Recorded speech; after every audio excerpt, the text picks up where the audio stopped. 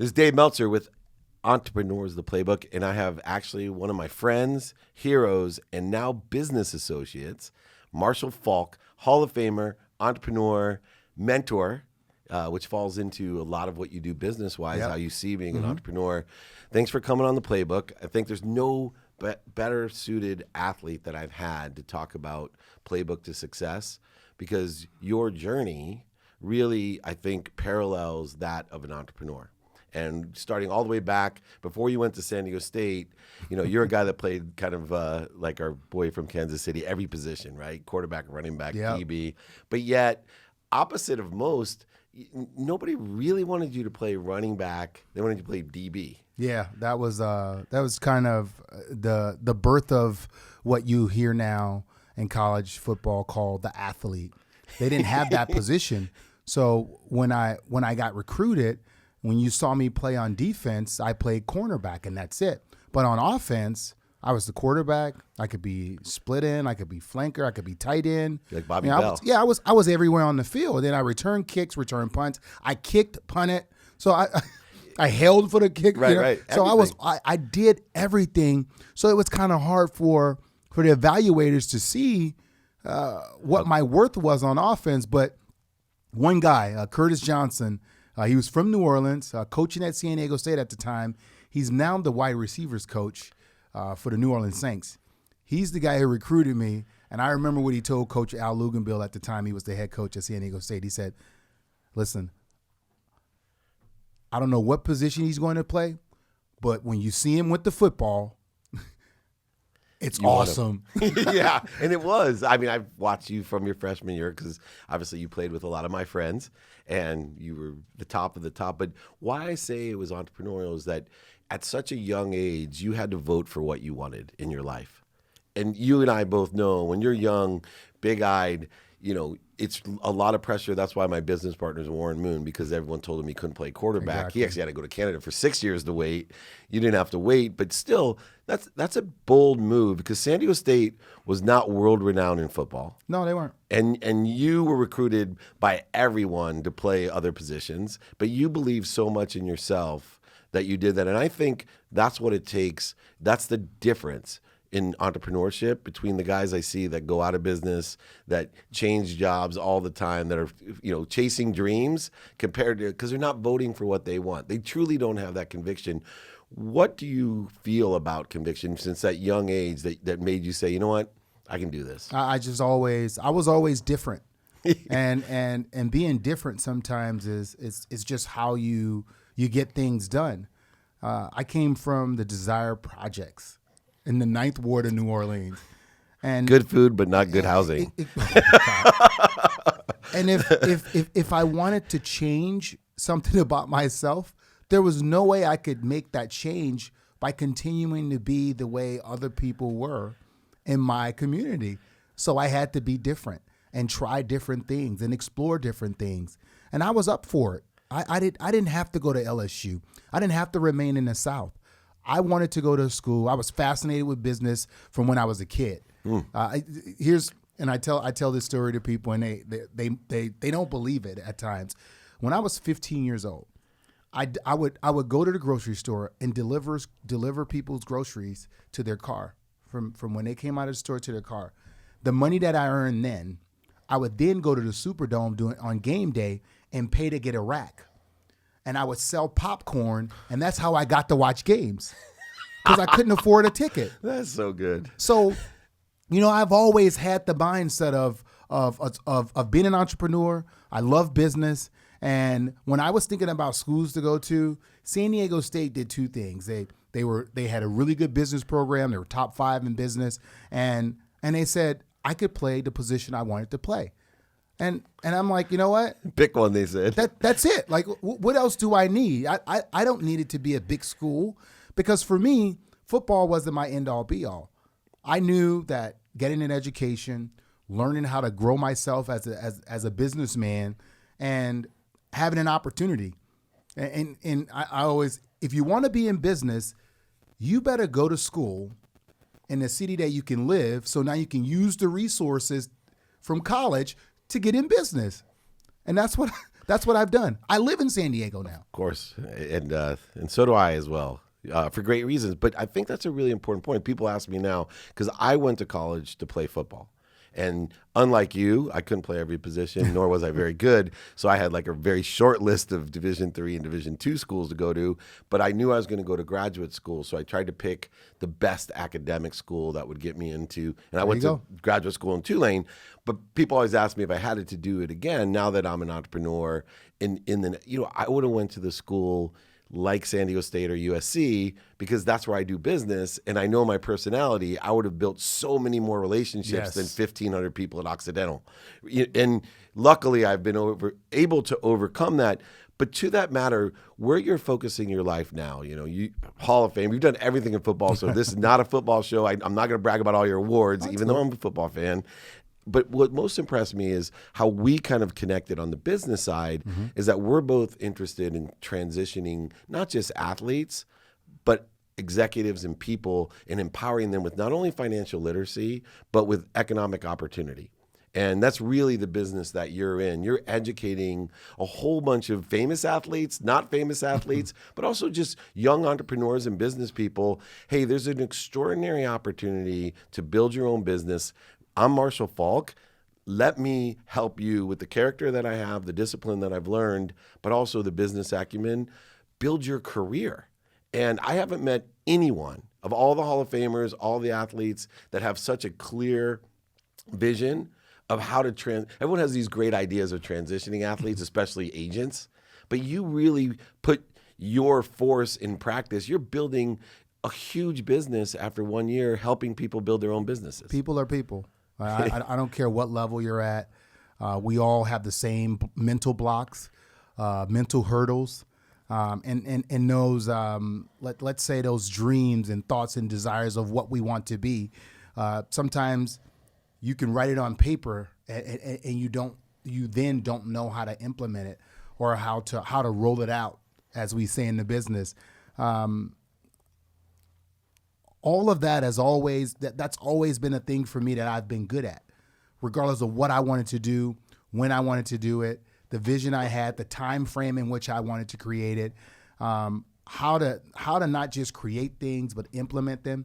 It's always been fascinating for me. But what I'm doing now kind of all came together in a sense over the last, I'm gonna say 3 to 4 years, in a sense that understanding business, being a philanthropist, and just having the wherewithal that you got to give back, give back and educate. That's always been something. So how do you fit those three together?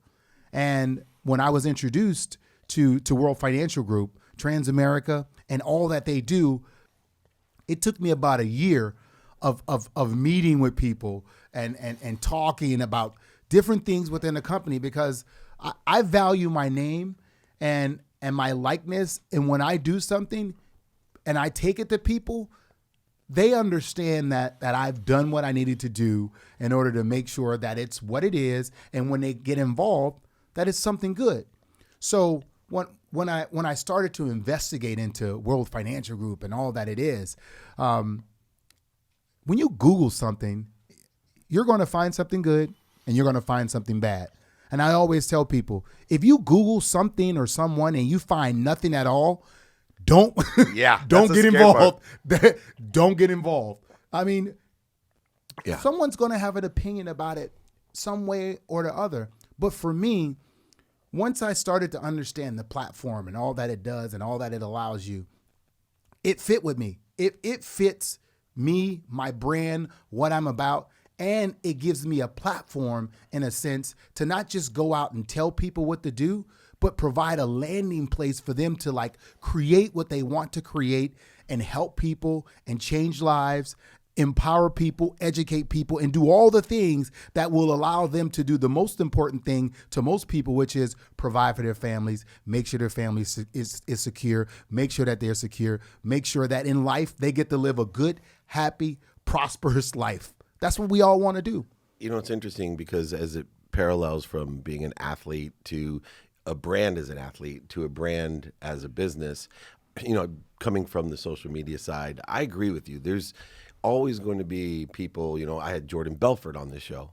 And I wanted people to learn the lessons that the Wolf of Wall Street had learned from the mistakes that he made, right? And all the things. And yet, you'll get people on there going, how dare you put him on there? And when I see companies, you can look up McDonald's, which is a pretty legitimate company. Very. And there is, literally thousands of things about McDonald's that people would say negative stuff. Now, I know this about you and about Warren, that you don't jump into things without checking them out. And so when you approached us to work with you, and we had the same brand concerns, doing our due diligence, knowing who you are, made a huge difference. And now really excited about what you're doing because of the empowerment side, the philanthropic side, and the opportunity side to do that. And, I'll use an analogy, and maybe I'll put you on the spot. You got Todd Gurley, Marshall Faulk, and Eric Dickerson, right? 3 great brands within the context. Now, if I asked everybody in this room, and it fills up when someone like you's in my studio, who's the best of the Rams running backs, they're going to all tell me why each one of those isn't and is, but they're going to say negative things about each one of them. The people who are like, oh, Todd Gurley's the greatest because Marshall's too short, or Eric Dickerson's the greatest because, right? Yeah. It's the same thing. I'm going to ask you before I go on to the business issue, who's the best Rams running back of all times? Me. Yeah. I mean, if someone does not say themselves, be weary. Listen, I respect Eric and what he did, and let's idolize the guy. Eric's a great friend of mine, too. I know he is. And he's a better golfer than you, though, right? Todd, not at all. and Todd is he's just not a Hall of Famer yet. Just a tremendous player.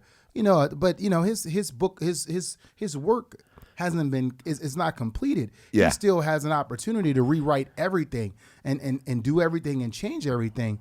But I see myself in the class, by myself, and it's no slight to anybody else. I just believe that I maximized my opportunity to be successful better than anybody. And if someone else want to make an argument for themselves, then that's what the world is about. And what did you take, because I agree, what did you take from on the field to do that off the field? Because very few guys can do what you do. It's almost like, even Eric, he likes to play a lot of golf. He's an announcer, but you're a true entrepreneur, and you don't have to be, right? You want to help people. I enjoy being. I love this. It's it's fun. Yeah. It's fun building something from scratch. It's fun building people up. It's fun giving people an opportunity. It's just fun. I really enjoy all aspects of businesses. And I'm talking about even the failing parts, the parts that really slam you on the ground, and you're like, you know what, I got to get up and try something else. Yeah. You know what, I'm gonna make this work. You are a get up guy, but you're also I love that. You're a visionary too. Like, first time I ever met you years and years ago, it's Ricky Williams went to Patrick Henry from San Diego. So many San Diego running backs from Marcus. They all have 2 things kind of in common. They're individuals, but they have this vision. You and Barry Sanders, out of all the running backs I've ever met, it's almost like you have a third eye, and something that I'm attracted to as a business person to partner with you, right? Because we're dedicating a lot towards what you're doing, because I believe in your vision, and no one has a better vision on the field. How do you compare?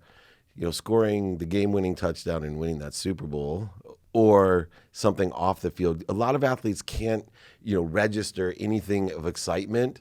I even had the problem with Lee Steinberg. We used to sign guys who's like, well, I've had Troy Aikman, Warren Moon, and Steve Young. Who cares about Myron Rolle, or someone like that. Yeah, no, I get you. But I have a problem like comparing, these great guys, and it's like, hey, I got this business opportunity, and they're like, dude, I've won the Super Bowl. That's not exciting to me. Is there the same excitement, or do you carry that over? There is the same excitement, and it's and I always tell people, for me, I've accomplished everything that I've ever wanted to do. In a sense, I've accomplished. I've been the best at it. I've been close to it. I've gotten it done to some degree. It's growing people. Like, my joy now is getting people to places they never thought that they could go. And that's that's it. I have it in me. If you say, hey, Marshall, do this, I could know nothing about it. I am going to acquire the knowledge and the skills to get it done because I know how to do that. And I have it in me that if it seems impossible, well, I'm going to get as close to it as I can before you know that it's impossible. You know, there's just, you're either wired like that or you're not. I don't even know if that's something that you can learn or you can, that grows on you or whatever. I know it's infectious and certain people believe it at certain times, but I got here because I believed I could. And the dream to get here was something that I had in my head. The vision of being successful, the vision of winning the Super Bowl, the vision of being the best in the league. Like, I had those visions. There's only one vision that I never had that I accomplished, and that was making it into the Hall of Fame. I never saw that for myself. Wow. And I say that because as you know, you can think of yourself as the best and great and all of this. Being in that room, being a part of the 1%, yeah. You just don't, those dreams you just don't have. It's just hard to kind of imagine that I sit in a room and I'm a part of a group of guys who are the pillars of the best game ever.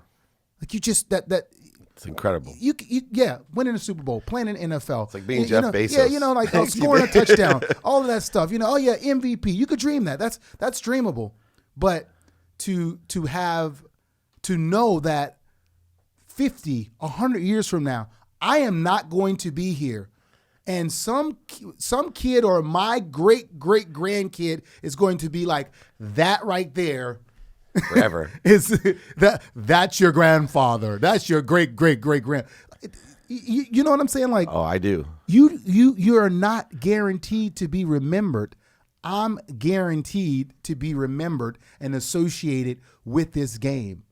And there's nothing like it. I understand the gold jacket and the ring and the bus, but I am going to, even when I'm not here, live and exist in a place forever. That legacy. And off the field, with all of that, it's hard for the ego to take business, right? Like, after achieving something that you can't even imagine, one of the things that attracted me to doing business with you, I always kind of test the work ethic side of off the field. Because a lot of guys who have played, especially those who are in the Hall of Fame or are well-renowned players, they talk a good game about, yeah, I'm involved in this, Dave, right? And I get the business plan, and I see their name and picture, in being the board of advisors.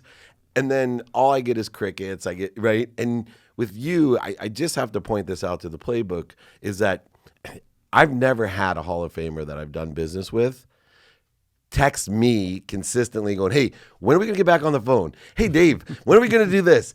I'm driving up to your office. Like, usually, Andre Reed's like, dude, come on down to Del Mar, when I'm ready. And then, like, half the time he might show up, right? Not to throw my boy under the bus, but that's more typical of someone. They just kind of throw their name at it. I think it's important for people to know that you take this just like I saw you at San Diego State, first one there, last one to leave. Just like I saw you with the Rams, right, and the Colts. And I know your coaches. Sean Payton was at San Diego State. Yeah. I've never met one coach or other player that would tell me any differently than this is the way you would be as a business partner, which is why I chose Warren to the same way, right? You don't get to be that good without working really hard. How do you stay motivated? Because I think that's one of the questions entrepreneurs, you get knocked down. Things don't go your way all the time. They didn't go your way all the time. But how do you stay motivated, especially now in the business? You got to take no's to go ahead and effectuate this business. How do you stay motivated? What's crazy is I don't even know how to answer that question because I've never not been motivated to say I need to stay motivated. Like, it's me. When I decide this is what I'm doing, I'm not just trying to do it. I'm trying to do it to the best. Like, I want to be the best.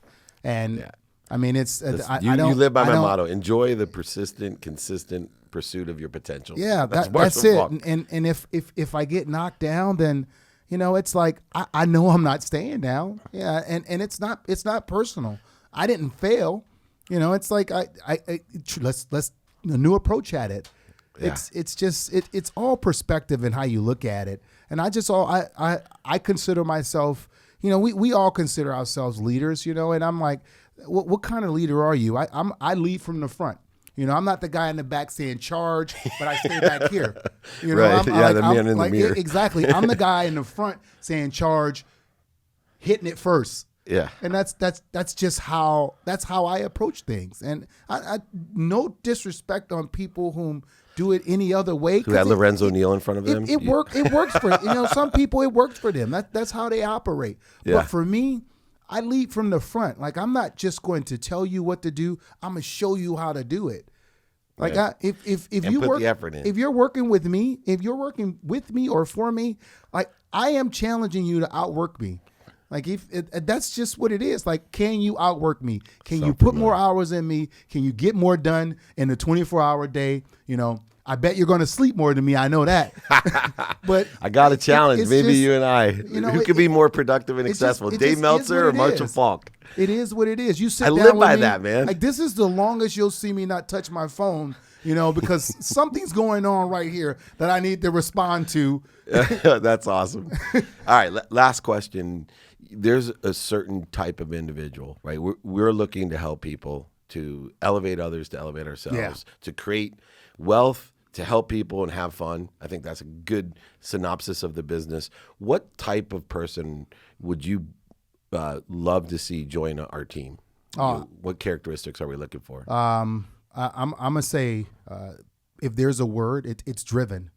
And if you're driven, and at some point in time, your drive has to be for something that's bigger than you and what you want and having money. Like, if you're that person and you wanna cause change and you wanna affect something that's running rampant in our nation, which is financial illiteracy. It is bad.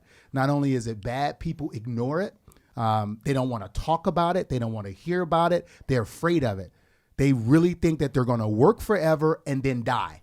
There's no plan of, like, I'm going to retire and have this and get to enjoy life. Or at least have the option to retire, because you and I are never retiring. Yeah. But we have the option of it. Exactly. Yeah. Exactly. Like, work because you enjoy it, not because you have to. I want those people in life whom are not afraid of a challenge, whom I call it, whom welcomes eating no's for a living. I mean, people tell me eating no no's for a living. I love time. it. That's awesome. And I basically say, I want you to know you're not saying no to me. You're saying no to yourself and an opportunity. I'm good with this. Yeah. I'm fine with it. And the lines of communication are always open. Call me when you're ready. Well, I have been ready. I'm so excited to be a teammate. I've had the greatest quarterback, and now I have the greatest running back. Sorry, Got a good backfield, man. We got a pretty good backfield, right? We could throw and run the ball, and I'm just going to sit there and be charging with these guys. Driven, entrepreneur, Hall of Famer, philanthropist. You got it all together. I've never been prouder to have someone on the playbook, but also to partner with you. I love the way that you frame up what we're doing and how to help people, especially to make money, help people, and have fun. This is the incredible Marshall Faulk. Now, remember Eric Dickerson, he said he can teach on the golf course. That may cost him a lot of money, because I am 100% sure of everything Marshall Faulk told me. Eric would agree with that. Oh, would he? He would agree with that. All right, good. He won't agree on the running back side, though. I don't blame him for that. I wouldn't idolize and Curly look might up to agree with him. you. He's humble. Exactly. Like, that's just a part of who we are. I mean, everybody whom sit in that room whom has a gold jacket believe that they are the greatest of all time. And I'll be honest with you, in the running back group, we capitulate to one man and one man only, and that's Jim Brown. Jim Brown. That's right. The greatest lacrosse player of all time as well. Anyway, this has been incredible. Please join us, Marshall Faulk and Dave Meltzer. This has been Entrepreneurs, the Playbook.